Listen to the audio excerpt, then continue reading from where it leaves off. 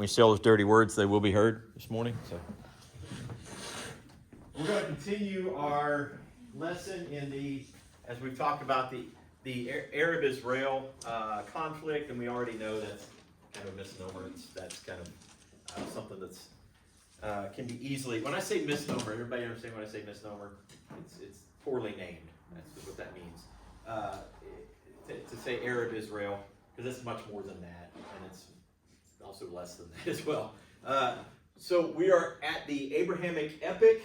The Abrahamic Epic obviously speaks of the story of Abraham, and then we also get into, Hagar and Sarah, Ishmael, Isaac. We get into all of that fun stuff that happens.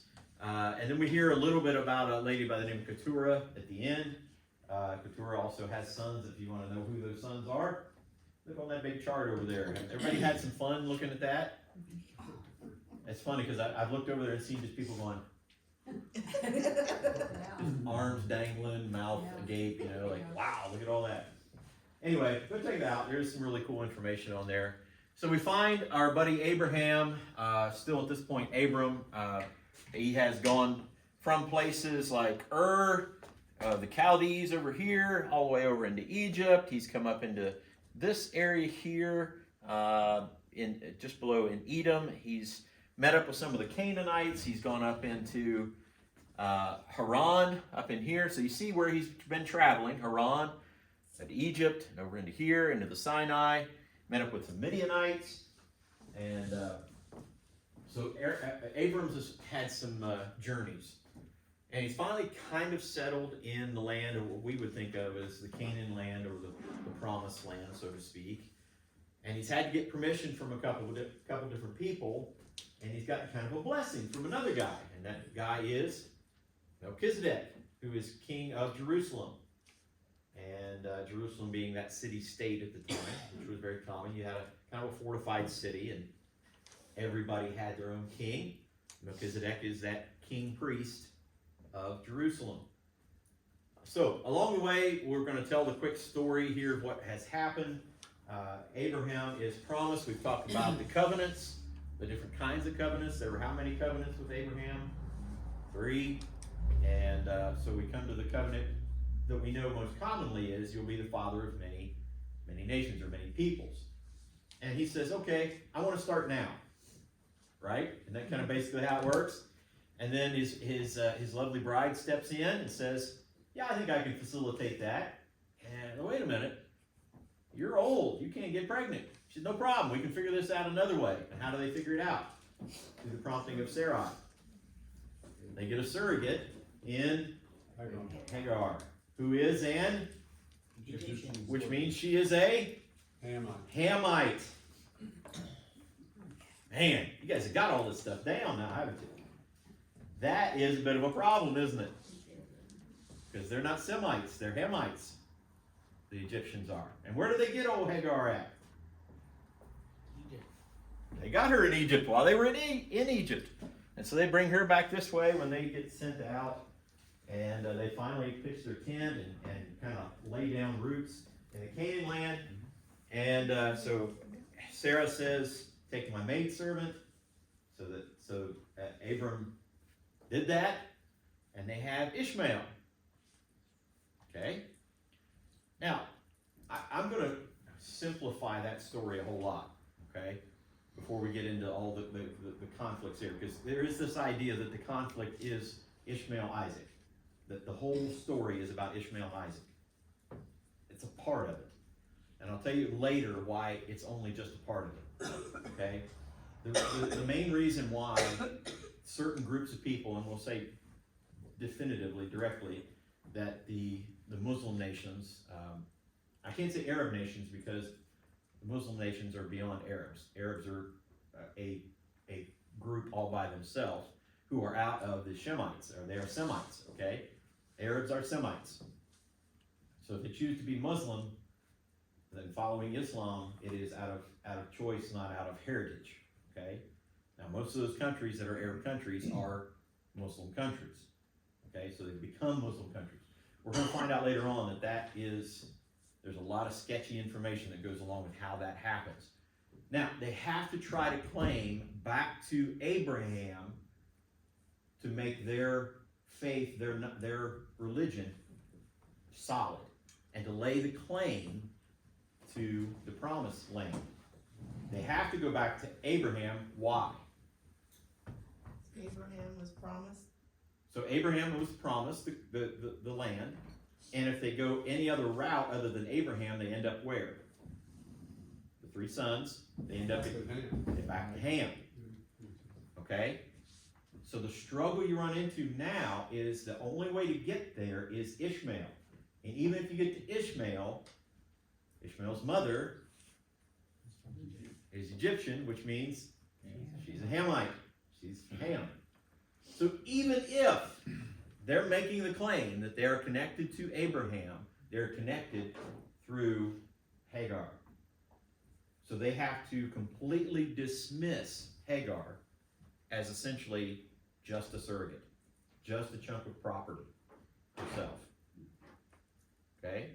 Because they can't claim Hagar, they have to claim Abraham. They claim Abraham, then they can get through and get away from the curse on Canaan and the Hamites. Okay? That's where we run into the problem. That's why the Ishmael-Isaac thing is a big deal, because they have to claim through Ishmael. We're going to find out that the Ishmaelites, that some of them claim they are associated with, are not associated with them. There's a whole bunch of stuff that happens, and basically many of the Ishmaelite tribes just disappear. They just don't exist. Okay? And I'll give you guys a whole list of links of videos and information to go to that will be really, for some of you will be very interesting, some of you will be just as boring as this class, if not more. Anyway, so we get to Ishmael. There's a conflict immediately. As soon as Hagar becomes pregnant, who is there a conflict between? Abraham and Hagar? Sarah. No, Sarah and Hagar. All right? And we have, I'll say this the right way, we have the biblical story from the perspective of whom? Noah? Well, Moses. From Moses writing it, but whose perspective basically is Moses giving in the book of Genesis? As we're reading the story about Hagar and Ishmael and Isaac and Sarah, whose perspective do we have there? Not none of the genealogical stuff. Don't get it. Yeah, basically from the Abraham, from the Hebraic. Okay, we're talking about from the Jewish religion. That's the perspective we're looking at. Okay, now if you look at some of the Islamic writings, what's their perspective? All from Hagar. Hagar, Ishmael, Abraham. They claim Abraham too, but they're claiming from a different perspective. If you read that story in the Quran and other Quranic writings, you're going to find a varied story about how this all went down. In this story from the Quranic or Quran writings, and there are a bunch of other writings outside of the Quran, you see that the story is very much in favor of Hagar and Ishmael, and very much in favor of Hagar, which is kind of odd because they can't really claim Hagar as being, the heroine here, because she can't be that person, right? But who do they make out to be the bad guy? Sarah.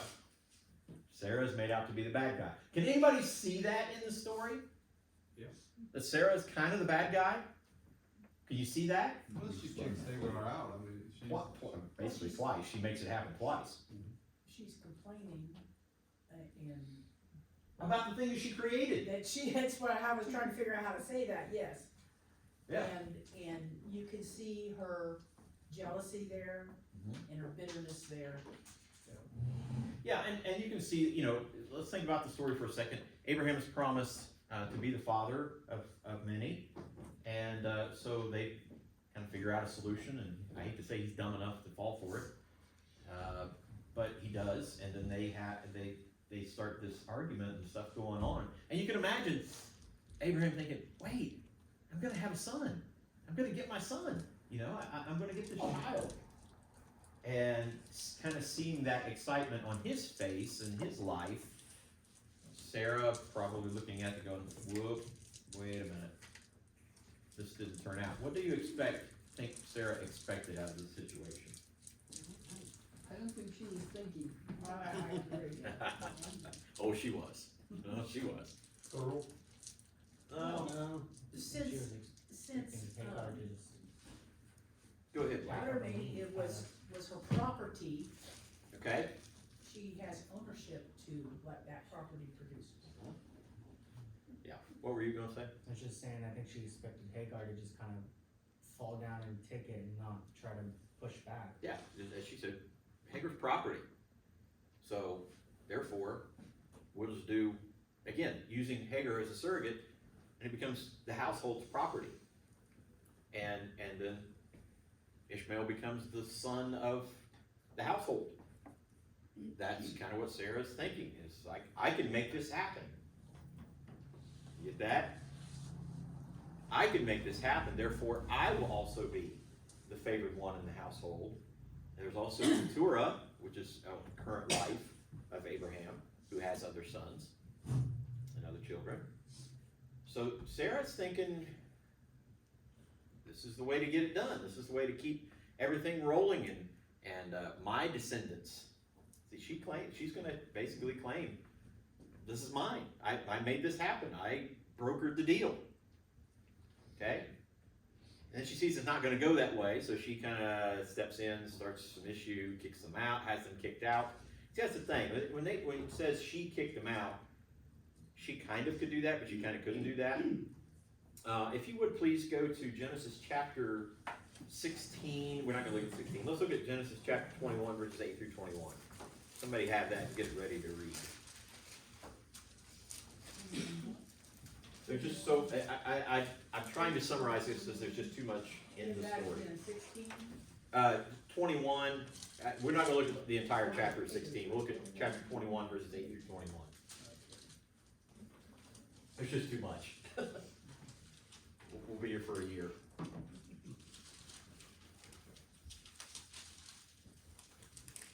As soon as you have it, read it. The child grew and was weaned, and on the day of Isaac, and on the day Isaac was weaned, Abraham held a great feast. But Sarah saw that the son whom Hagar the Egyptian had borne to Abraham was mocking, and she said to Abraham, "Get rid of that slave woman and her son, for that slave woman's son will never share in the inheritance with my son Isaac." The matter distressed Abraham greatly because it concerned his son. But God said to him, "Do not be so distressed about the boy and your maidservant. Listen to whatever Sarah tells you, because it is through Isaac that your offspring will be reckoned. I will make the son of the maidservant into a nation also, because he is your offspring." Early the next morning, Abraham took some food and a skin of water and gave them to Hagar. He set them on her shoulders and then sent her off with the boy. She went on her way and wandered in the desert of Beersheba. When the water in the skin was gone, she put the boy under one of the bushes. Then she went off and sat down nearby, about a bow shot away, for she thought, "I cannot watch the boy die." And as she sat there nearby, she began to sob. God heard the boy crying, and the angel of God called to Hagar from heaven and said to her, "What is the matter, Hagar? Do not be afraid. God has heard the boy crying as he lies there. Lift the boy up and take him by the hand, for I will make him into a great nation." Okay. All right, I got some more geography to throw your way here in just a second. How Okay. about now? Huh? How much difference was there in their ages? Like 16. Yeah, somewhere between 16 and 19 years, Yeah, that's what I'm somewhere around saying. there. I mean, when you read this, you think this is an infant she's Yeah. dealing with. Correct. No, Right. This kid's really almost manhood. Right. We think Abraham was somewhere close to 79 when Ishmael was born, and he's just around 100 or 101 or so when Isaac is born. Says he's 86. Yeah, there's a lot of debate on that. When did weaning take place? Yeah. 40? Yeah, they're talking about weaning Isaac in this section. So, yeah, Ishmael's already Grown, somewhat grown, but think of the story. She takes Ishmael, and he's young enough that when they're out under the tree, he's crying. So, yeah, the story is a little confusing. I'm not even, Yeah. a teenager Yeah. would be But around in this some section of the story, Ishmael has just been weaned. Okay? What? Isaac. Isaac, excuse me. Yeah, Isaac. Oh my God. I'm sorry, I apologize. Isaac had just been weaned. So the story of Ishmael being under a tree crying as if he were a little boy would make more sense as to the 79 to 101 age for Abraham. See what I'm saying? So he's 12 to 13 years old, or that thereabouts. So that's part of the argument, that if the numbers are all correct, and he's a boy crying under a tree somewhere, probably not a 19-year-old grown up crying under a tree to his mommy. It could. It's happened. So you see what happens. Yeah, go ahead. When was, this may sound strange, but when was boys or men, or considered men, considered adulthood? The Hebrew tradition varies throughout time, but 15 is generally the manhood. That's why you have the bar mitzvah. I think it's 15 if I'm not mistaken. That's you become a man. Yes, ma'am. And the word wean may mean something different Yeah. in Hebrew. Yeah. Again, there is a huge amount on the timing is a very hugely debated idea as to who's what age and when, and if he's 79 and 101, and then who knows? Okay, but we know that Ishmael wasn't a little infant when Isaac is born, so they weren't close in time. Okay, they were close enough that when Abraham dies, Ishmael and Isaac are contemporaries. They're beside each other, but they're different in age enough to be different, distinct. Now, here's where part of the claims run into problems. This is where the story makes major splits between the Islamic tradition and the Hebraic tradition, Judaism.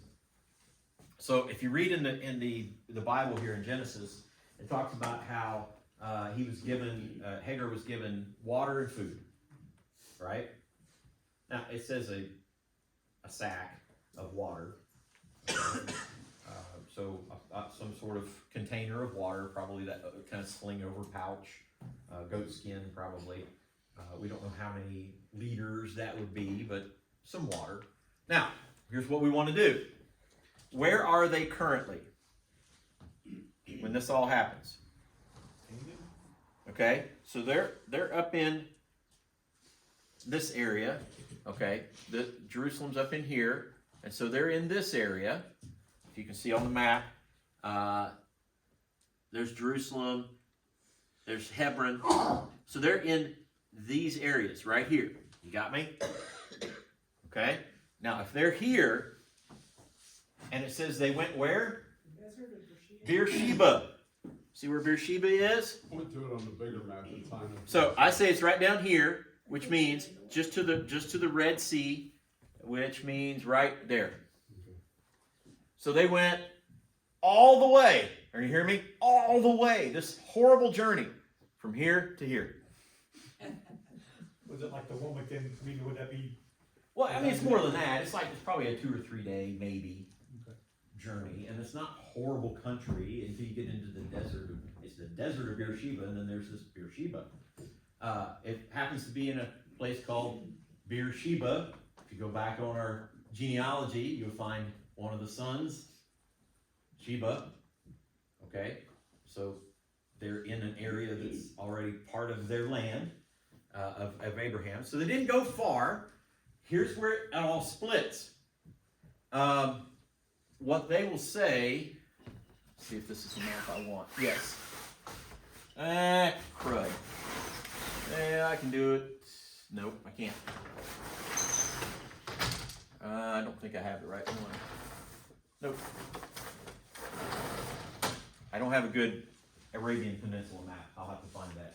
Anyway, The claim in Islam is that Abraham was not in the area of Hebron and those areas around Canaan. That they were closer in the Arabian Peninsula. And when they were sent away, they went to this place called Mecca, not far from Medina. Now, I'm just here to tell you, from here to Mecca, off the map, okay? This is the Arabian Peninsula right here, okay? Mecca would be all the way down here and through a full-on desert. There's nothing out there until you get to where Mecca currently is. She was given a sack of water and food here from the biblical account, and they went to Mecca with a sack of water for 2 people and some food. What's going to happen? They're gonna die. They're going to die. Or divine intervention, the water sack never runs dry and the food never runs out. Which is Find more places to get water. one of the claims in the desert. Okay. Don't get wrapped up in that, okay? The claim was that Abraham was such a mean, horrible individual. This is the crazy part. The claim is Abraham was such a mean, horrible individual, and Sarah, that they sent him off with no food, no water, through the desert, and they made it to Mecca. Okay?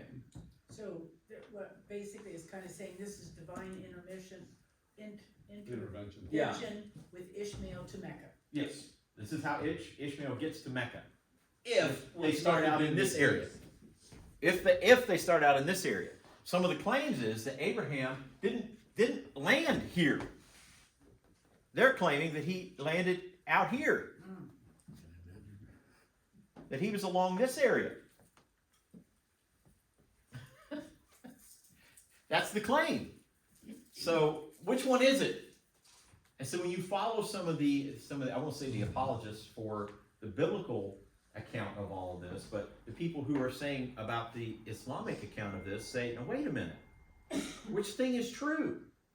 Is Abraham the bad guy and sent him off with nothing? So then they have to fabricate these stories. This is 200 years after Muhammad. They fabricate these stories that say, yeah, there was this tree, and then there was this spring, and then there was this thing, and there was this thing. And through their journey, they finally ended up in Mecca. Well, when they end up in Mecca, this is an interesting thing. It says that there are 2 mountains and a valley in Mecca, and there are.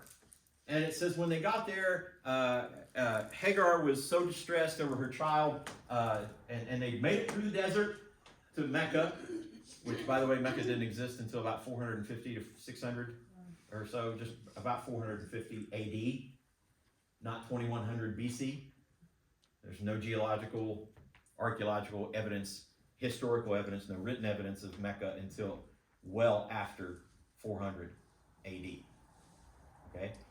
But according to Islamic tradition, she makes it to Mecca with Ishmael all the way across the desert. Well, it can't be, or it's not across the desert. It's kind of from one spot to another along the ridge of the mountain, because Abraham wasn't actually in the promised land, in Canaan land. He was down here. Okay? Anyway.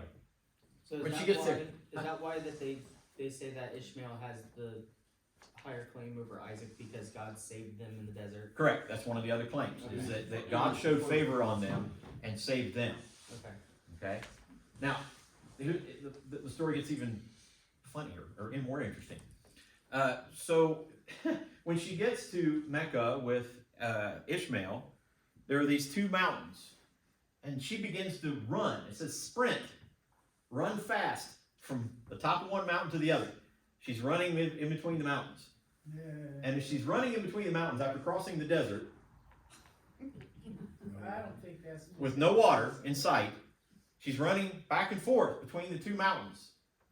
And while she was running in between the 2 mountains, there magically arose a spring near where the child, not the baby, the child was lying under the tree.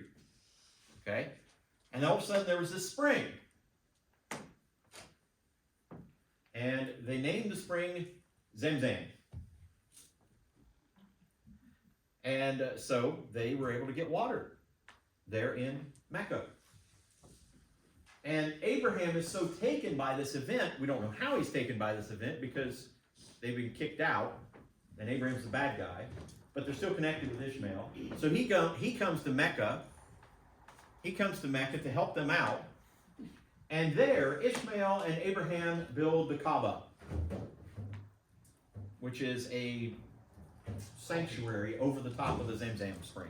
100 years old. Yeah, well over 100 years old, Abraham is.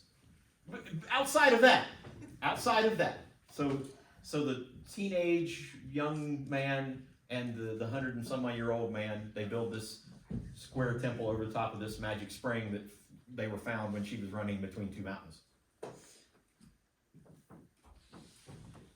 The Islamic tradition also says that there, at that point, Abraham settled in Mecca.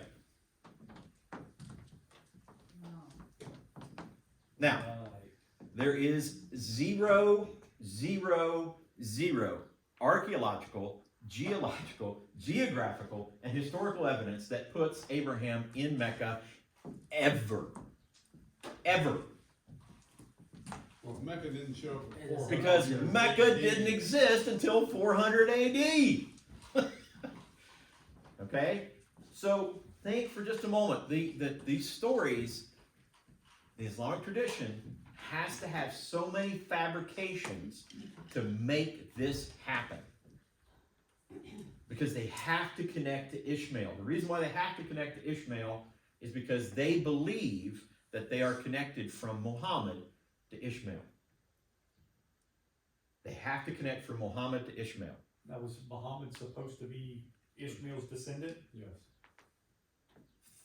Sure, Okay. that's the only way they can make this happen, Okay, is if Muhammad is connected to Ishmael. and I said supposed to be. Here's a problem with that. And again, we're just on Ishmael at the moment. Here's a problem with that. Muhammad in 637 AD, 200 years after Mecca existed, was born in Mecca, was run out of Mecca, went to go to Medina, not too far away, inside Arabian Peninsula, in the Arabian Peninsula. According to, now there is evidence coming out right now that Muhammad, the character we know as Muhammad, never existed. And if he did exist, guess where he existed? Haram.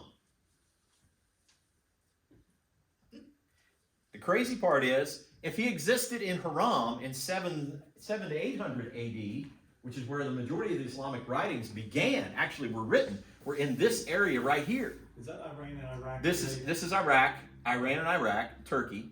Okay. And so Baghdad is some of the places, Babylon. So Baghdad and Haran, so this is Iran, Iraq, and Turkey, were where some of the first Islamic writings were actually produced.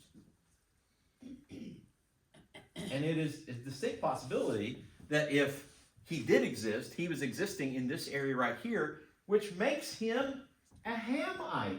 No, a Shemite, excuse me. Which makes him a Shemite. Because this is where they lived. So if indeed the Islamic tradition is if that is all true, then this makes more sense. But the fabricated story about Mecca maybe from Muhammad, has to make the connection to Ishmael through that area. It has to do it. The problem we run into is Muhammad, the character that we know of, we think of, forbade, he said, there's no way, you're not permitted to take my genealogy back further than 13 generations. Because it didn't make sense. Because it didn't connect. Because it didn't connect. And so that last character in the 13th generation back does not connect back to Ishmael. Now, sometime later in his life, he allowed to go to the 20th. When he went to the 20th, there happened to be this genealogy that showed up. Now, when I say there happened to be this genealogy, this is writings that occurred almost 200 years after Muhammad, supposedly, Muhammad dies. Almost 200 years later, the genealogies are now written, and the story that Muhammad said it was okay to go back to the 20th generation, that he later said it was okay back to the 20th generation. So the next genealogy that is made in 200 years after Muhammad dies, guess what it makes the connection to? Ishmael.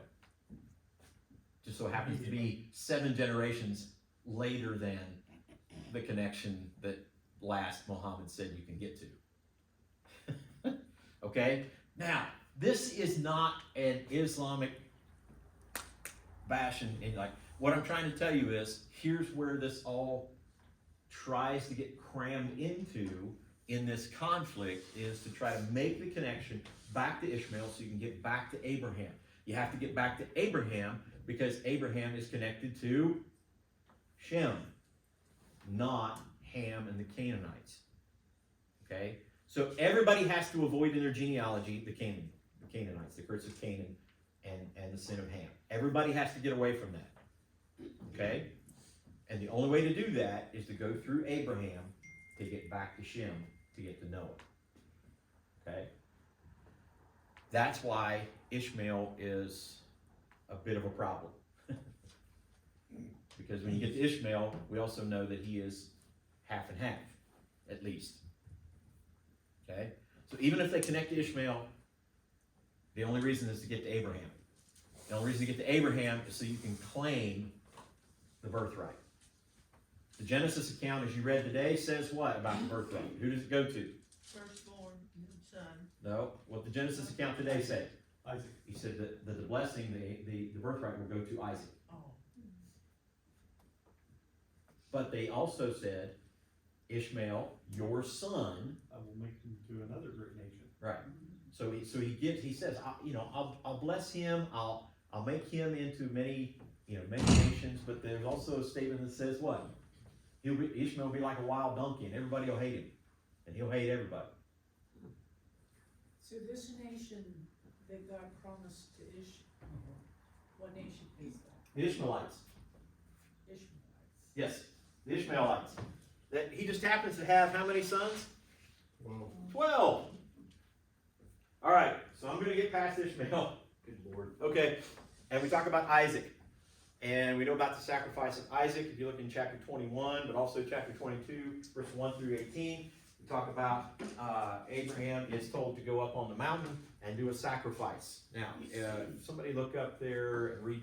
We got to read it. Okay, let's go ahead and read it. 1 through 18. Troy? Yeah. Just real quick, and maybe this isn't answerable. Okay. Why would God bless an illegitimate child? It's a good question. Compassion, mercy, grace. When it says bless, we're not talking about the blessing. More like a blessing. Yeah. My thoughts on that is basically looking at Ishmael and saying, well, it's not his fault. I would reckon it's the same to the child of a rape. God can bless that as well, and make something amazing out of that. So The fact is, God allowed her to conceive the son. yeah, I mean, God made it happen. yeah. Go ahead. But it was a practice of that time, Mm-hmm. so it wasn't really illegitimate, No. it was a practice. Yeah, I mean, Wasn't to that be a far. surrogate. That wasn't So, that long. Multiple wives. yeah, it wasn't that he was quote unquote illegitimate. It was just, it was not the way God had promised. But you said that Abraham had children by another wife also? After Sarah died. Keturah. But and again, not an uncommon practice. The issue here is that he never took Hagar as a wife. Right. She was always a maidservant. That's where the argument occurs, is that she was never a wife. Keturah was a wife. Sarai was a wife. Hagar was a maidservant. But Sarai, as a wife, that was his firstborn of a wife, Yes, and before Keturah. correct. I guess the reason I asked the question is because, there's a lot of different blessings. I mean, you can bless the child by letting him live. Yeah. But instead, what we read this morning says, I will make of him a great nation. Sure. Which seems like that's a kind of a huge Yeah. acknowledge. Yeah, but, and it's this crazy thing that that God does here, and he says, I'm gonna say it that way, you know, he says, and it is, it's kind of like, what? So he says, I'll make him a great nation, and multiply, and all that kind of fun stuff, and he says, but, he'll be like a wild donkey, and everybody will hate him, and he'll hate everybody else. So which is it? Well, it's both. It's both. So where was the area that he became? So the Ishmaelites, and we'll get to that, Ishmaelites basically cover this area here. Okay? That's another reason why I'm telling you this as well. And then they go down here in the very southern part of Saudi Arabia. Very southern part of Saudi Arabia, including what we currently know as Yemen. What I'm trying to tell you is, there was never Ishmaelites in this area, in the main part of Saudi Arabia. Never. Those were Hamites. Okay? Those were groups of people that were kicked out and migrated their way into the Arabian Peninsula. Again, there's nothing out there, so there's no reason for anybody to even be out there. So, yeah, that's the Ishmaelites. They go down in that area all the way over to Kuwait and those areas as well. And then they disappear, essentially. They kind of interbreed with everybody else and their bloodline kind of disappears. Okay, who's got, does that answer all the questions? Of course not. At least not in the proper way. Now, here's what I want you guys to all know. I do not stand up here and speak all of this in some sort of authority, like I know all the information. And if I did, I'd be lying, because, and if anybody else does, they're lying too, because this is the most highly debated pieces of information over the last 4,100 years. This whole situation has been a debate for 4,100 years, at least. So don't think we figured it out, or the dummy that stands up in front of you has got it figured out either, okay? Well, there's a lot of different peoples that are making claims that affects today. Yeah, and some of the other cultures will say we're making claims too. So, it's, Well, I'll throw my hat in the ring. well, yeah. Okay. So, yes, sir. But all that confusion comes to an end when Christ comes. Absolutely. And we get lost in the, Yeah, he says, and all that confusion comes to an end when Christ comes. Or should have came to you. Right. Yeah. Yeah, very well should have. Okay. You need about 2 hours a day, don't you? All right. Isaac comes along. We'll try to summarize this so we can get to the next section of all of this. Isaac comes along, and Abraham just loves Isaac. It's a really special relationship they have, and then he gets to be a young boy. Again, there's discussion as to how old he was for sure, even if there's a slight indicator in the scripture. There's also, again, we're talking about to a certain age, like when Jesus presented about 12 years old or what, so there's debate on this, on how old Isaac was. When Abraham is told, go take your son, your only son. How about that? He says that, your only son, which indicates that by this time Ishmael had been kicked out, and sacrifice him. So he takes him up on the mountain. Anybody know what mountain? No.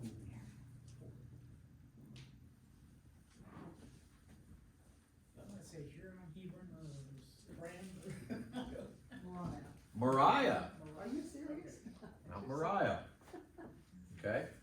So they go up on Mount Moriah, and there's some significance about Mount Moriah as well. They go up on the mountain, and while they're up there, it's just he and Abraham. They've taken some of their servants and people with them to carry the stuff for the sacrifice. They go up and build an altar, and we kind of know the story that Isaac is placed on the altar. Abraham lifts the blade to make the sacrifice. God's voice says, Abraham, don't touch him. And basically it was, I've seen your faith. I've seen what you're willing to do. And then they provide. God provides, right? He provides the ram in the thicket. They sacrifice, they make an altar there. It's one of those kind of venerated altars. So now, let me catch the flip side of all of this. Here's the other claim. The other claim is that the only son was who? Ishmael. According to the Islamic writings, Ishmael was the one on Mount Moriah. Are you catching the geography again? If Abraham was never in this area, which is where Mount Moriah is, That's what I was wanting to know. but they lay claim to Mount Moriah as a holy place. Is that near Jerusalem? So, if their claim is that that's Ishmael, so then how old would Ishmael have been? He would have been a grown man by this point. No, they're claiming in the writings that he was the similar age as Isaac. Okay, So that they basically are claiming that the description of the story is Ishmael, not Isaac. okay. That's it. That's their whole claim. So they don't acknowledge Don't acknowledge the Isaac. 13, 14 year differentiation from when? or Oh, sure, 15, yeah. 16. Yeah, but they're claiming that Isaac was never taken up on the mountain, that it was Ishmael. So it was before Isaac even comes along, or because it says only son. Because you can even say Isaac is born, but Ishmael's the only son. That's part of their claim anyway. That Ishmael is the son. But, okay, simple mind like mine, where scripture says that Hagar went, which is at the very bottom of that pink little space there, but they're claiming he All the way was down. down here in Mecca. Yeah. That don't, Yeah. that don't add up. We're gonna get more heavily into that geography of it all, about what the claims are and what the historical data probably points more directly to. But I'll just tell you flat out, Mecca and Medina play no role in that whatsoever. Well, they're making that up. Yeah, I get it is fabricated, and now we are seeing a great deal of Islamic, or not Islamic, but Muslim, not theologians, I guess, historians, Muslim historians, basically going, I don't see where any of this matches up, and it's really coming into question right now because of some of the archaeological finds and the geological finds, geographical finds. They're just saying, this is just not matching up. And Yeah, then but once you get to that point, it's a matter of, don't mess up my faith and feelings with a bunch of logic Right. and reason. And so their argument, I'm not biased. the argument against that is saying, well, fine, you can say, well, okay, the Islamic writings were written 200 years after, supposedly, after Muhammad passes. And so you give that as illegitimate because they weren't written in the time of Muhammad. Well, okay, the Gospels are essentially contemporary to Jesus. They're within anywhere between 10 to 50 years. All of them are written in that time frame. And pretty much the entire New Testament is written before the end of the first century. So within a 67-year period of Jesus' life, the entirety of the New Testament is written, essentially. Okay? Thereabouts. Their claim is, who wrote the Pentateuch, the 5 books of the law? Moses.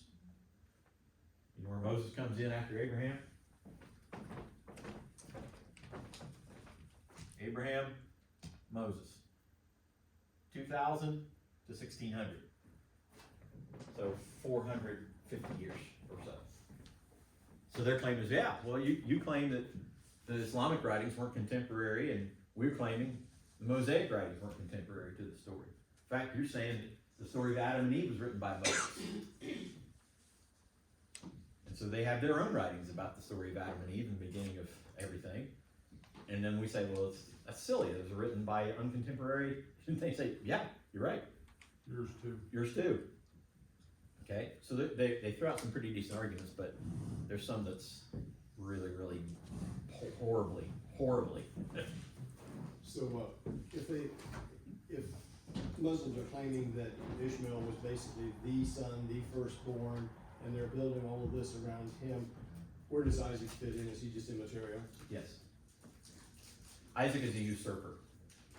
He's trying to take And then what they'll also do is say, look at the biblical narrative, and you will see that the younger is constantly gaining favor with God in the biblical narrative. Consider it for a moment. They consider Isaac to be the younger. Who's next? Isaac has Jacob and Esau. Who's older?